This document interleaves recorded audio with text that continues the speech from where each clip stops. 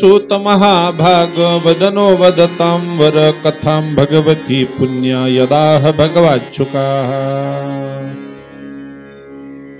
परीक्षित राजाचा आता प्रश्न असा आहे की आम्हाला कथा सांगा, एखाद्या भक्तानी भक्ती करून एखाद्या भक्ताला मोक्ष मिळालं अशी एखादी कथा आहे का? तर शुकाचार्य सांगतात, परीक्षिती 5 वर्षाचा चिमुरडा बाळ म्हणजे ध्रुवानी तपश्चर्या केलेली होती आणि त्याला आढळपत जागा प्राप्त झालेली होती अशी एक कथा आहे भागवतामध्ये। भक्ती केल्यानंतर प्रत्येक माणसाला भक्ती केल्यानंतर मुक्ती मिळत असते, यात संशय नाहीये। मी म्हटलं ना की सगळ्या गोष्टी वाया जातील पण केलेला परमार्थ कधीही वाया जात नसतो।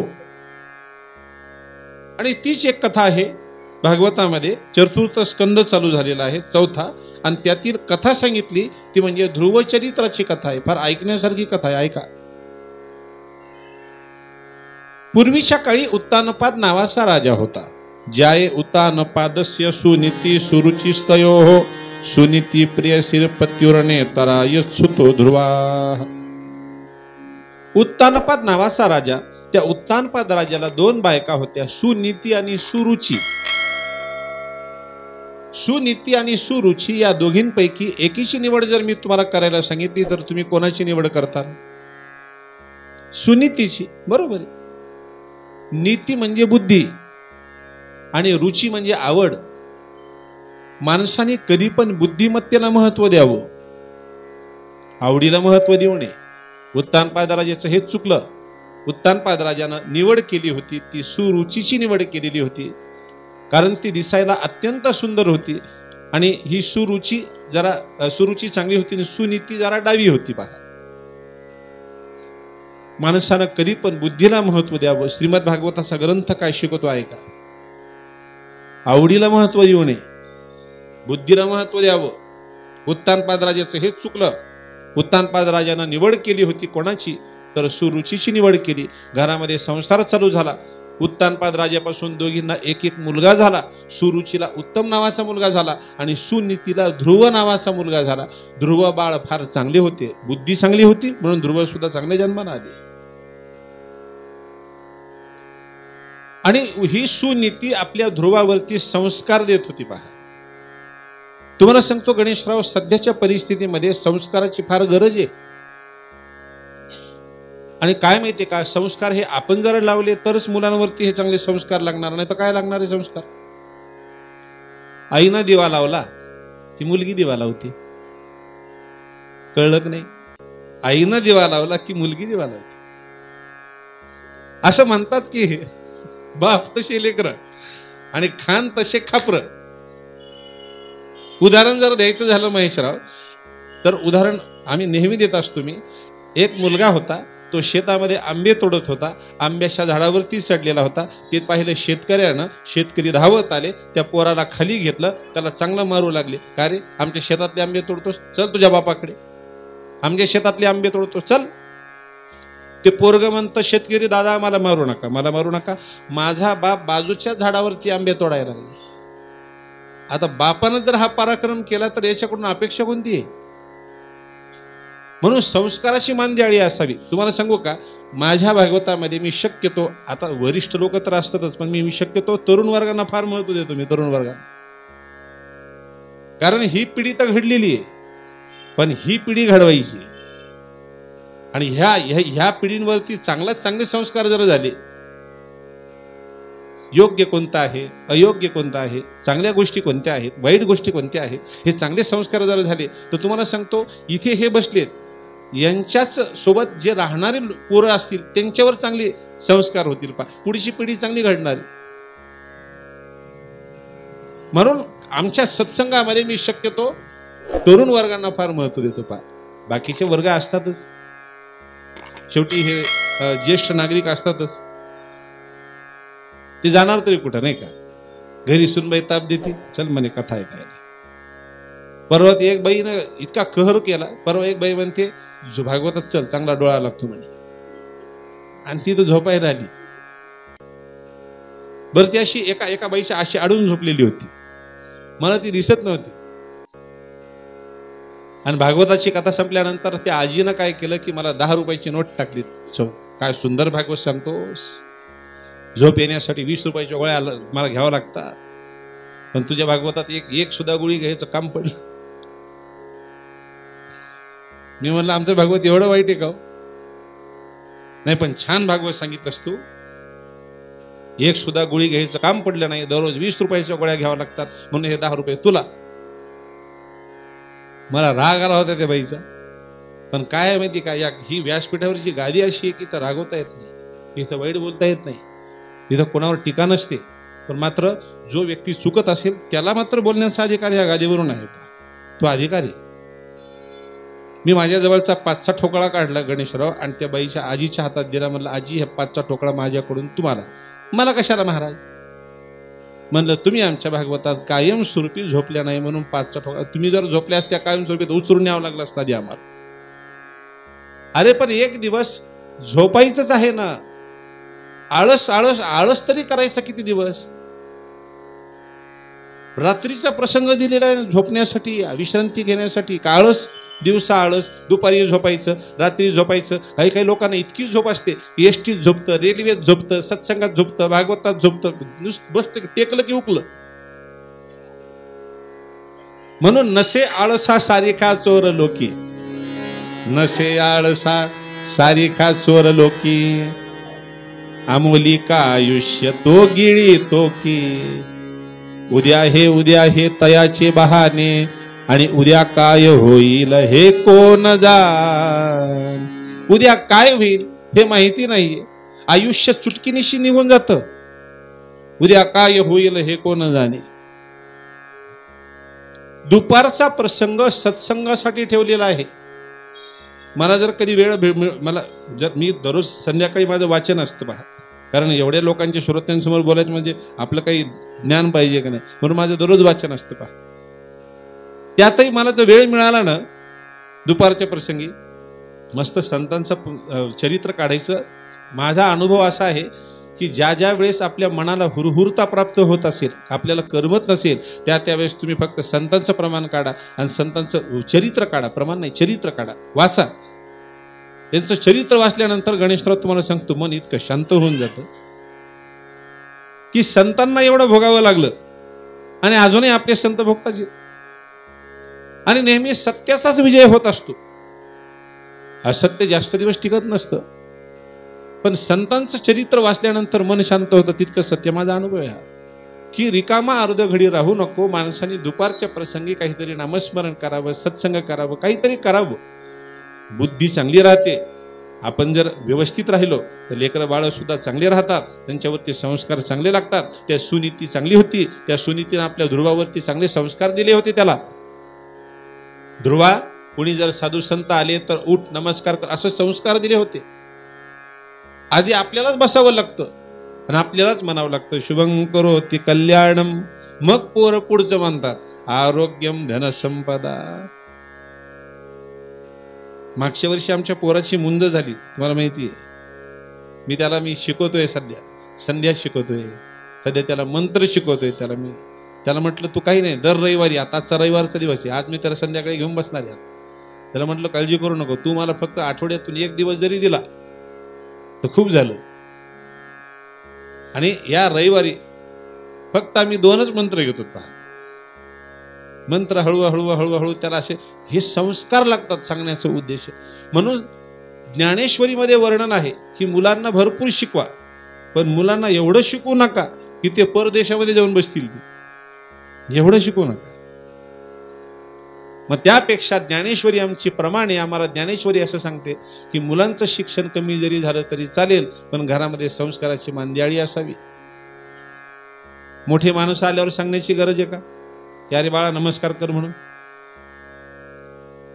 जेवढे शिकलेले असतात की नाही तेवढे हुकलेले असतात. हे मी ठामपणे बोलतो पाहिजे. तुम्ही अजूनही तर पुण्यासारख्या ठिकाणी जर गेलात ना, माझं नेहमी जाणं असतं, तर IT क्षेत्रामधले गडगंज संपत्ती ज्यांच्याकडे, त्या नवरा बायकोची भेट होत नाही आणि त्यातल्या दोघांचा संसार विस्कटलेला दिसतो पहा. म्हणून कधी कधी असं वाटतं की संस्कार आपले चांगले. एका घरामध्ये गेलो मी, त्या घरामध्ये यजमानाने स्वागत केलं, जो लहान मुलगा होता त्याने नमस्कार केला, तो मोठा मुलगा होता त्याला डॉक्टर होता, तो त्याला जायचं होतं म्हणून वडिलांना सांगितलं, अरे महाराज आले त्यांना नमस्कार कर. धार्मिक लोक असतात, ते बूट तसेच होते, त्याने बुटासहित मला नमस्कार केला. मी काही बोललो नाही, म्हटलं कशाला काही बोलायचं. त्या डॉक्टर होते, त्यांना जायचं होतं, ते पटकन जेवायला बसले बुटासहित. म्हणलं यजमान हे कोण आहे? माझा मोठा मुलगा आहे म्हणे, डॉक्टर आहे. म्हणलं हे बूट पायात तसे जेवायला लागले? भाग्य आहे म्हणे आमचं, ही पायात बुटे, उद्या तर बुटात जेवते. इतके पुढे गेलेले आहेत ते म्हणे. म्हणजे खऱ्या अर्थानं तुम्ही विचार करा, संस्काराची मांदियाळी असावी की नाही. ऑपरेशनला जायचं होतं साहेबाला, जरूर मोठं व्हा त्याबद्दल काही नाही, जरूर उच्च पदावरती जा त्याबद्दल काही म्हणणं नाही, पण आपली संस्कृती कधी सोडू नये. जगाच्या पाठीवरती आपली ही संस्कृती अशी आहे, एकमेव आपला हिंदू धर्म असा आहे, या हिंदू धर्मामध्ये सगळ्या गोष्टी आईला मातृदेवो भव पितृदेवो भव, मातृपितृ पूजन आम्हाला संतांनी शिकवलेलं आहे. आणि खऱ्या अर्थानं हे मूळ आहे आपलं. पण जे सगळ्या लोकांना सण मार्गी लावतात त्यांना जेलमध्ये टाकायला लागले, म्हणजे किती कठीण आहे. म्हणून सत्याचा विजय होत असतो. तुम्ही अजूनही पहा, अजूनही मी मी मी तर प्रवचन ऐकतोय, अजूनही त्यांच्यावर परिणाम काही नाही, ते एकदम बिनधास्त आहेत, नामस्मरणामध्ये ते तल्लीन आहेत. संतावर कोणता परिणाम होत नसतो, पण मात्र पुढच्या गोष्टीवर फार मोठा परिणाम होतो. ते तर नामस्मरणामध्ये तल्लीन आहेत, त्यांचं प्रवचन चालू आहे, त्यांचं नामस्मरण चालू आहे, त्यांचा उपदेश चालू आहे, हे कधी संतांचं थांबत नसतं, ते चालूच राहत असतं ते. पण शास्त्र असं सांगतं की असा जर या संतांवरती अपराध जर होत असेल किंवा या संतांवरती आळ जर आपण घ्यायला लागलो तर एक ना एक दिवस सगळं नष्ट होईल. बाहेर ते नष्ट होणार आहे. अजूनही मी आजच माझ्या मते ते क्लिप पाहिली, ते प्रज्ञाचक्षू महाराज रामानंदाचार्य का कोणीतरी ते युपीचे, त्यांनी शब्द काढलाय की जेवढे आमचे संत जे टाकलेले आहेत त्यांना बाहेर काढायला पाहिजे. रामभद्राचार्य का असं काहीतरी नाव आहे त्यांचं, प्रज्ञाचक्षू आहेत, त्यांचे शब्द आहेत. संतांवरती कोणताही, अहो खरे गुन्हेगार बाहेर आहेत आणि जे चांगले ते आतमध्ये, हे योग्य नाही. पण असो, ही सुद्धा एक ना एक दिवस या सगळ्या गोष्टी होतीलच. पण संस्काराची मांदियाळी असावी आणि संस्कार देण्यासाठी आमचे संत त्या ठिकाणी उभे आहेत. संस्कार फक्त आई देऊ शकते, साधू संत देऊ शकतात, बाकी कोणी संस्कार नाही देऊ शकत. ध्रुवावर चांगले संस्कार दिलेत आईनं, सुनीतीनं. हे ध्रुवा, सकाळी उठ, देवाला नमस्कार कर, देवाची पूजा कर, कोणी साधू संत दिसले तर मान झोकून नमस्कार कर. ध्रुव लहानेसे मोठे झाले आणि घरामध्ये तुम्हाला सांगतो की भांडणं होऊ लागलेत सुनीती आणि सुरुचीचे. सवतीचं कुठे जमत नाही.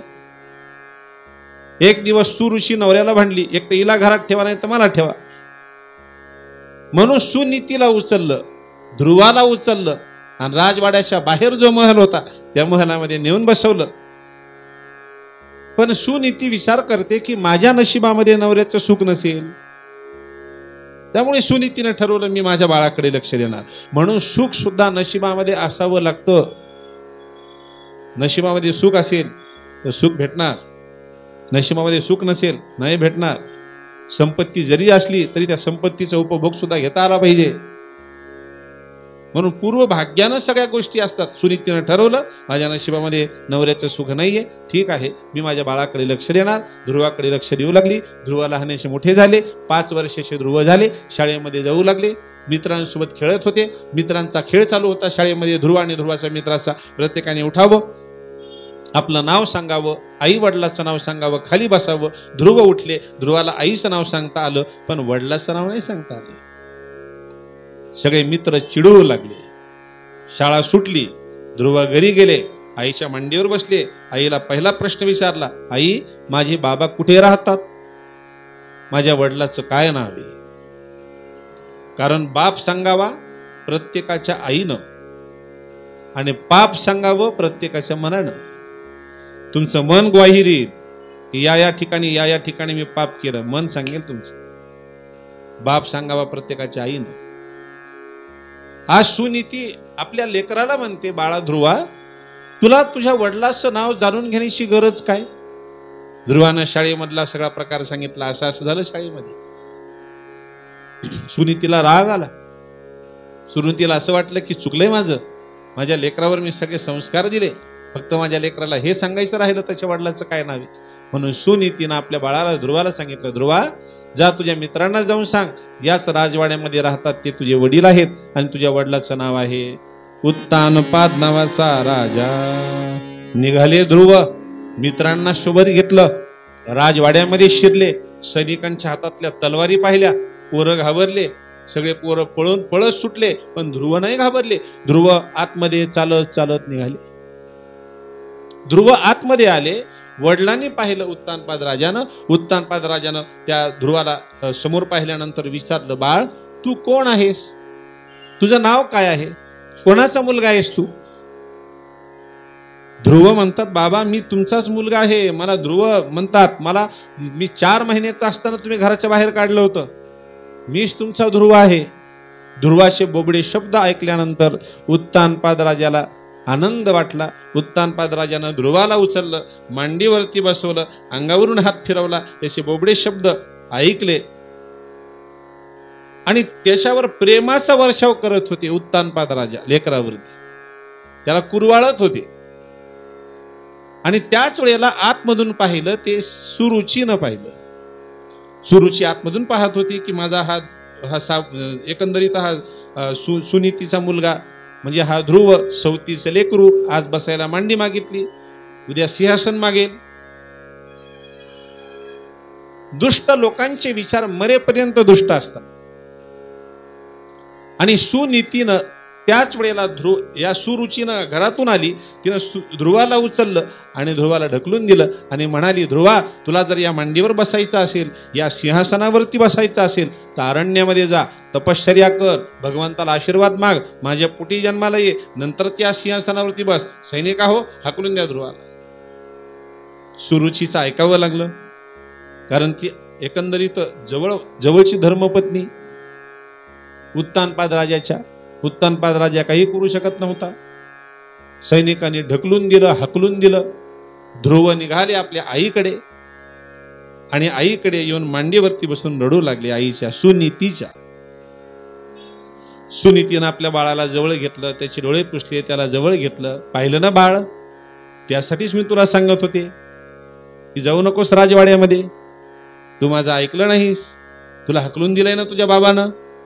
ध्रुव म्हणतात, आई बाबा फार चांगले आहेत, मी आतमध्ये गेलो होतो, बाबांनी मला मांडीवर बसवलं होतं, पण घरातून एक दुष्टबाई आली, तिनं मला हकलून दिलं, ढकलून दिलं. कोण आहे ग ती दुष्टबाई. सुनीतीचं मन म्हणत होतं की हे सुरुची, तुझं वैर माझ्यासोबत आहे, या निष्पाप बालकाला तू मध्ये काय घेतीस. पण आज हा दुष्टबाई म्हणाला, माझे हे संस्कार आहेत का. ध्रुवा याद राख, ती तुझी आई आहे, सावत्र आई आहे. म्हणजे काय झालं, शेवटी तुझी आई आहे. तुझ्या आईनं सांगितलं ते सत्य सांगितलं. जा अरण्यामध्ये आणि कर तप. देवाला कोणी उठ म्हणणार नाही अशी जागा मागून घे. आणि ध्रुव अरण्यामध्ये आले आणि ध्रुवानं अरण्यामध्ये येऊन भगवंताचं तप केलेलं होतं. नारदानं उपदेश केलेला होता आणि मंत्राचा जप केलेला होता. हाच मंत्र आहे भागवतामध्ये. ओम नमो भगवते वासुदेवाय. ओम नमो भगवते वासुदेवाय. ओम नमो भगवते वासुदेवाय. सगळ्यांनी म्हणा, ओम नमो भगवते वासुदेवाय. ओम नमो भगवते वासुदेवाय. ओम नमो भगवते वासुदेवाय.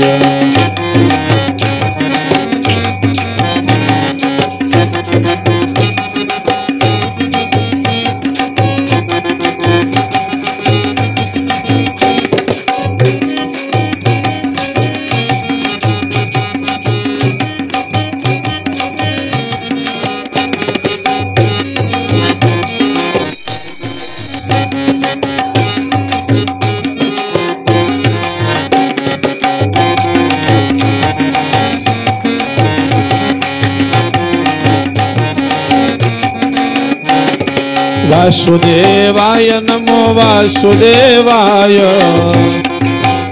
सगळ्यांनी म्हणा वासुदेवाय नमो वासुदेवाय. वासुदेवाय नमो वासुदेवाय. वासुदेवाय नमो वासुदेवाय नमो रामचंद्राय. वासुदेवाय नमो गोवर्धनाय. वासुदेवाय नमो गोवर्धनाय. वासुदेवाय नमो. ओम नमो भगवते वासुदेवाय. ओम नमो भगवते वासुदेवाय.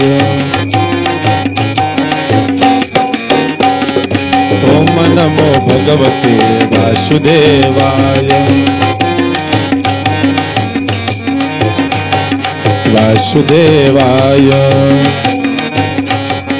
वासुदेवाय. गोपाल कृष्ण भगवान. ध्रुवाचं तप चालू झालं ओम नमो भगवते वासुदेवाय. आणि ध्रुवानं हे तप चालू असताना पहिल्या महिन्याचं तप चालू झालं ध्रुवाचं. पहिल्या महिन्यामध्ये ध्रुवानं फळं खावी झाडाचे, पाणी प्यावं, तप करावं. नाही आला देव. देव काय येत नाही? ध्रुवाचं मन म्हणत होतं मी खाऊन पिऊन तप करत आहे, देव कसा येईल?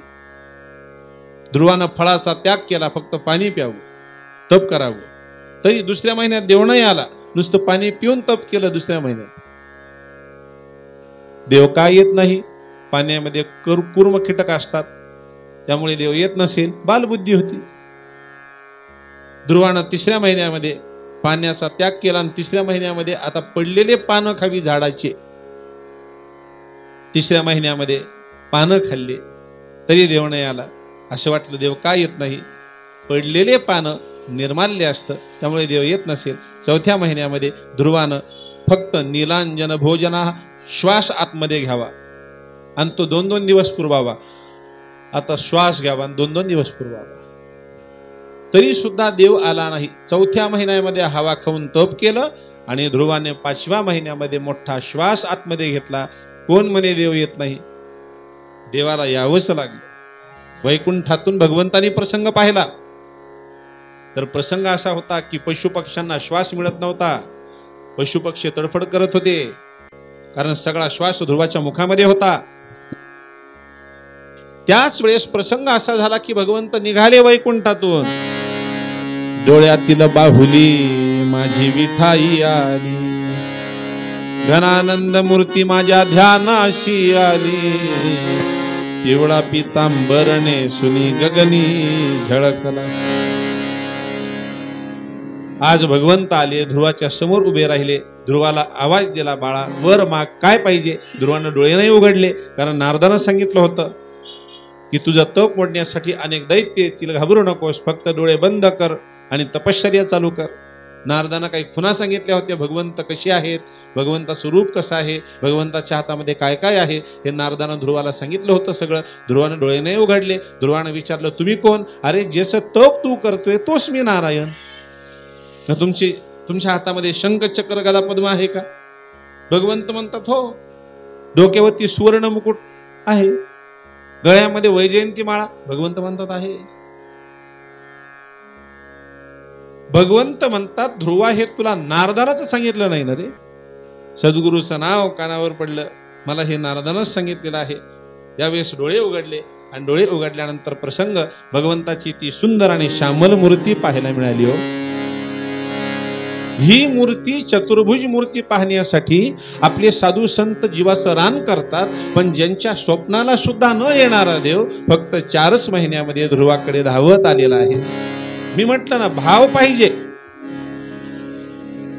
आणि भक्ती शिवाय मार्गच नाहीये. तुम्ही कितीही विज्ञान युगामध्ये पुढे जा, विज्ञान युगामध्ये कितीही शिका, विज्ञान युगामध्ये कितीही कमवा, पण शेवटी जिथे नमावं लागतं अजून विज्ञानही नमतंय.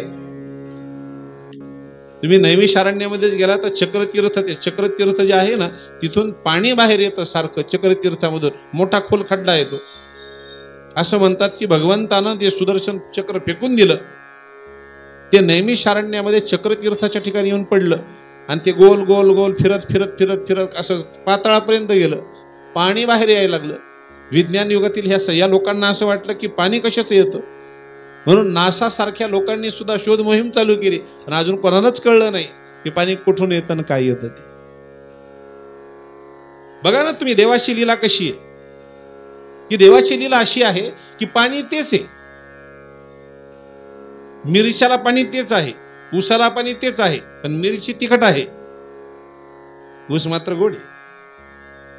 नारळामध्ये पाणी कोण टाकतं, नारळामध्ये पाणी, आणि ते पण पाणी गोड.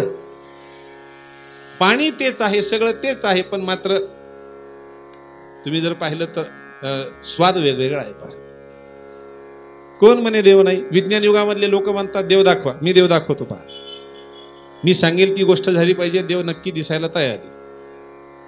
कारण आपल्या साधू संतांनी सुद्धा अनुभव घेतलेला आहे. देव पाहायाशी गेले, देवच होनी बैसले. साधू संतांनी अनुभव घेतलाय, म्हणून ते ठामपणे सांगतात आपल्या सगळ्यांना की आहे देव आहे, करा नामस्मरण करा. विज्ञान युगामधले लोक म्हणतात देव दाखवा, मी देव दाखवायला तयार आहे, पण मी सांगेल तेवढा जप झाला पाहिजे. साधा जप, कुठेही जायची गरज नाही, अरण्यामध्ये सुद्धा जायची गरज नाही, घरामध्ये बसल्या बसल्या जप करा. फक्त 13 कोटी जप करा, आणि 13 कोटी जप करण्यास साधारणतः 40 वर्ष लागतात. म्हणजे अर्ध आयुष्य खपवावं लागतं. 40 वर्ष, अर्ध आयुष्य घातल्यानंतर तो प्रसन्न व्हायला, 2 माळा केल्यानंतर, जप केल्यानंतर प्रसन्न व्हायला मेवना वाटली का मेवणी वाटली ती. खऱ्या अर्थानं मंथुनी नवनीता, मंथन करावं लागतं. तैसे घे अनंता, मंथन केल्यानंतर तो देव एकंदरीत आपल्याला दिसत असतो, देवाचा आपल्याला भास होत असतो. तुम्ही घ्या अनुभव. जप जर आपला वाढला ना, आणि जप आपला 1 कोटी 2 कोटी 3 कोटी 4 कोटी 5 कोटी पर्यंत आपला जप जर झाला, 5 कोटी जप करण्यास साधारणतः 10 ते 15 वर्ष लागतात. 5 कोटी जप करण्यास.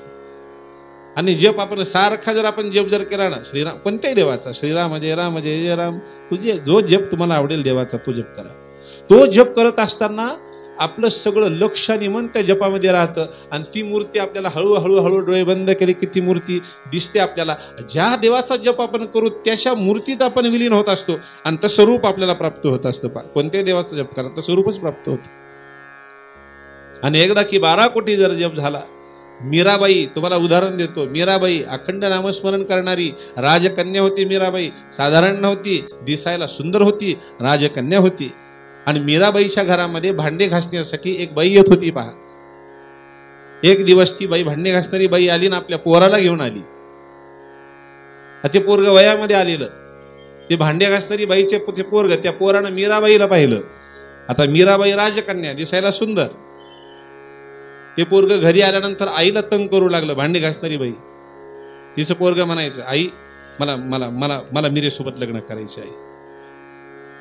आई म्हणते, कार्टे, आपण तिथं धुणे भांडी करतो, ती राजकन्या आहे, याद राख. जर असं काही तोंडातून काढशील तर ते पोरग ऐकच ना, मला मीरेसोबतच लग्न करायचं, मला मीरेसोबत लग्न करायचं. असं करता करता ते तापानं फनफनलं, आजारी पडलं. आता शेवटी आई ती आईच असते ना, तिचं हृदय असं पेविलवाणी झालं की माझं पोरग आजारी पडले, एक दिवस त्या मीरेला सांगून तर पाहावं. म्हणून ती आली, भांडे घासणारी बाई, आणि तिनं मीराबाईला पाहिलं. मीराबाईनं चेहरा वाचला. मीराबाई म्हणते, काय झालं काकू, आज तुम्ही एवढे दुःखी का? मीराबाई, एक शब्द बोलू तुम्हाला? बोला ना काकू, काय बोलायचं?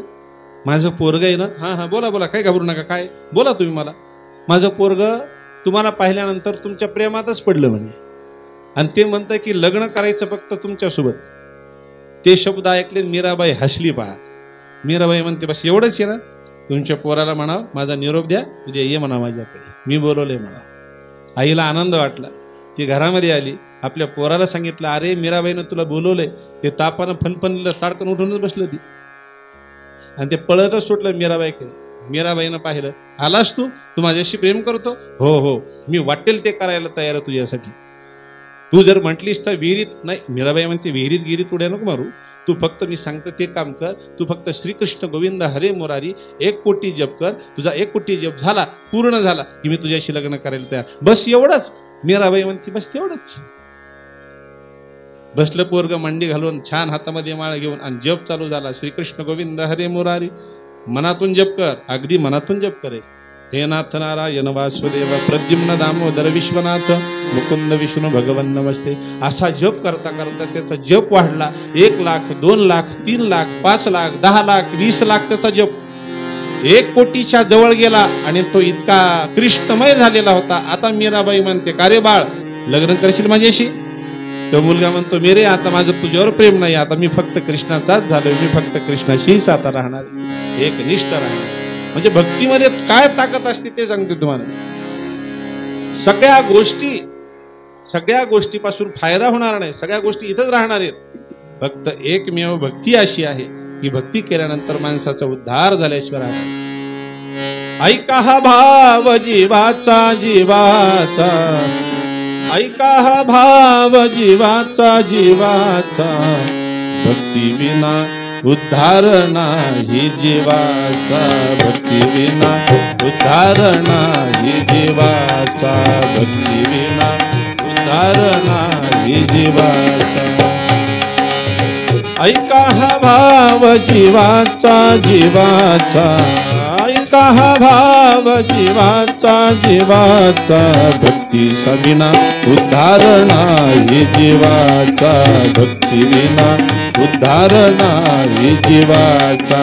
भक्तीसाठी निर्धार पाहिजे मनाचा, भक्तीसाठी निर्धार पाहिजे मनाचा.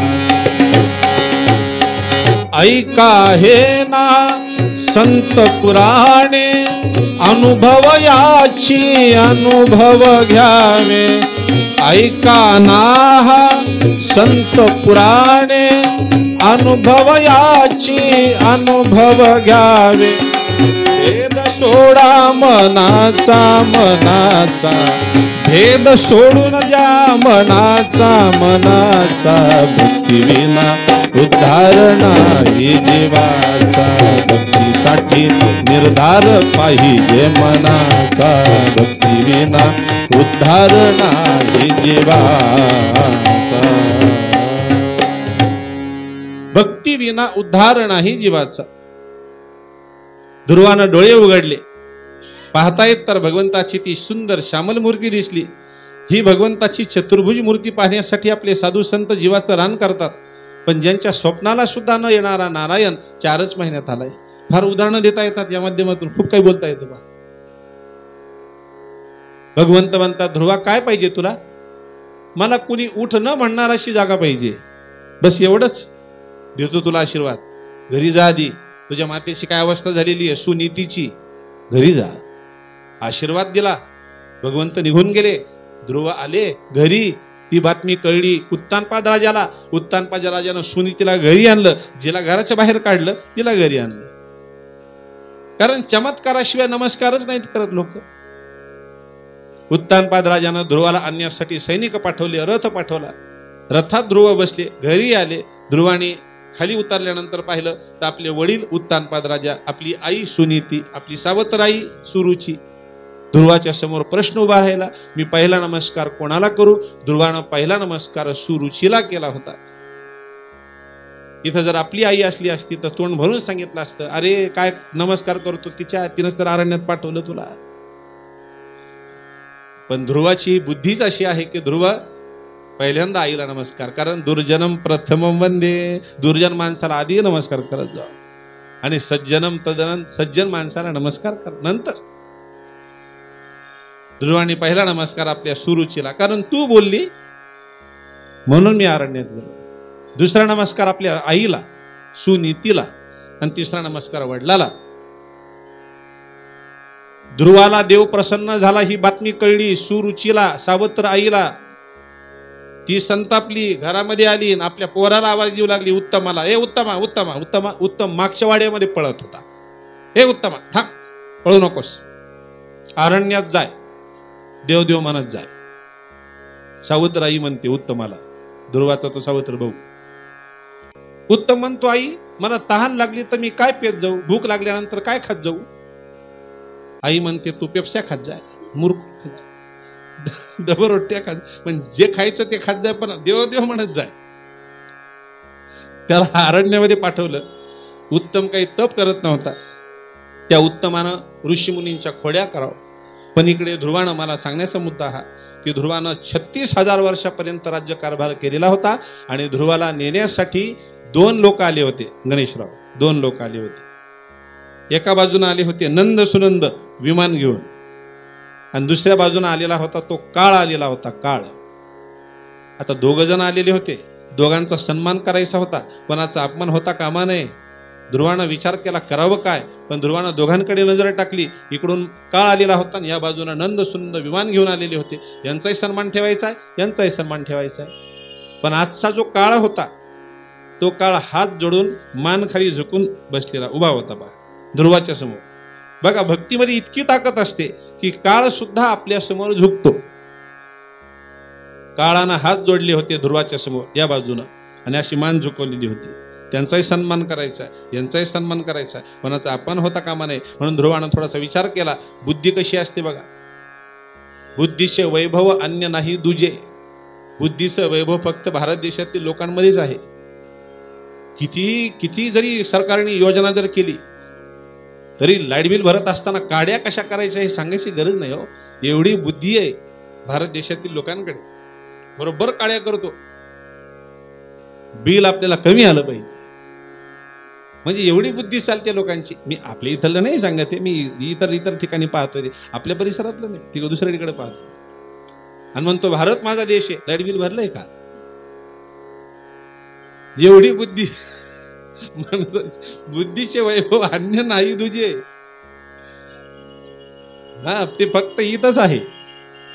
किती सरकारनं योजना करू द्या ना, पण बरोबर फाटी कसे फोडायचे ते काय सांगायची गरज आहे? ध्रुव विद्वान होते. ध्रुवानी काळाच्या डोक्यावर पाय दिला आणि काळाच्या डोक्यावरती पाय देऊन विमानात बसले पहा. त्यांचाही सन्मान केला, यांचाही सन्मान केला. काळाच्या डोक्यावर पाय देऊन विमानात बसले आणि छानपैकी वैकुंठाला जाता जाता भगवंतांनी विचार केला, याला काहीतरी जागा द्यावी लागेल. कारण याचं म्हणणं आहे, कोणी उठ न म्हणणार अशी जागा उत्तर दिशेला आढळपद रिकामं होतं. त्या आढळपदाच्या ठिकाणी ध्रुवाची स्थापना केली आणि आजही आपल्याला ध्रुवतारा दिसतो. आज तुम्ही ध्रुवतारा पहा, दिसेल. नाही दिसला उद्या पहा, उद्या नाही दिसला ध्रुवतारा, लखलख करणारा मोठा तारा, तर परवा पहा. 3 दिवसापर्यंत आपल्याला जर ध्रुवतारा आकाशामध्ये दिसला नाही तर समजून चुका, आपलं मरण 6 महिन्यावरच आलेलं आहे. अजून थोडस जवळचं सांगू का? दोन्ही डोळ्यानं नाकाचा शेंटा बघा. भागवतात बसले बसले नाही, भागवत संपल्यावर. दोन्ही डोळ्यानं नाकाचा शेंटा दिसत असेल तर ठीक, आणि दोन्ही डोळ्यानं नाकाचा शेंटा दिसत नसेल तर मरण आपलं 3 महिन्यावरच आलेलं आहे. अजून थोडस जवळचं सांगू का? कानामध्ये बोट घाला, गुंग आवाज येतो का? तो आवाज येत असेल तर ठीक, पण तो गुंग आवाज जर येणं बंद झाला तर 7 दिवसावरच आलेलं आहे. अजून थोडस जवळचं सांगू, ज्या माणसाला घास भरवल्यानंतर तो बाहेर टाकत असेल तो 2 दिवसात जाणार. जो व्यक्ती घरातले लोक ओळखू शकत नसेल तो 2 दिवसात जाणार. ज्या माणसाला दिवा विजल्यानंतर वास येणार नाही तो 2 दिवसात जाणार. दिवा विजल्यानंतर वासही आला पाहिजे. पण भागवत संपल्यानंतर प्रॅक्टिकल करून पाहू नका. दिवा विजला महाराज, पण हे जे 2-2 दिवसाचे प्रकार जे सांगितलेत ना, हे आजारी माणसाचे प्रकार आहेत बरं का. काही घाबरू नका, कोणाला धक्का लागणार नाही. 7 दिवसाची गॅरंटी, 29 तारखेपर्यंतची गॅरंटी मी तुम्हाला देतो. याच्या जीवावर देतो, माझं काही नाही, याच्या जीवावर. पण 29 तारखेनंतरची गॅरंटी नाही, कारण माझीच मला नाही. गॅरंटी कोण देतं? ज्याला स्वतःवर विश्वास आहे. मी याच्या जीवावर सगळं देतो. 29 तारखेपर्यंत कोणाला धक्का लागणार नाही. गमतीचा भाग सोडा, पण हा अध्याय ऐकल्यानंतर आपलं आयुष्य वाढलेलं आहे. नुसतं आयुष्य वाढण्यात अर्थ नाही, वाढलेलं आयुष्य ईश्वर चिंतनामध्ये, भक्तीमध्ये घालणं हे अत्यंत महत्त्वाचं आहे. म्हणून आयुष्य आपलं वाढलेलं आहे. आणि पण फक्त भक्ती करा बस, भक्तीशिवाय गतीच नाही. खऱ्या अर्थानं माणसाचं आयुष्य या ठिकाणी वाढलेलं आहे. आपलं आयुष्य वाढलंय, अध्याय ऐकून वाढलेलं आहे.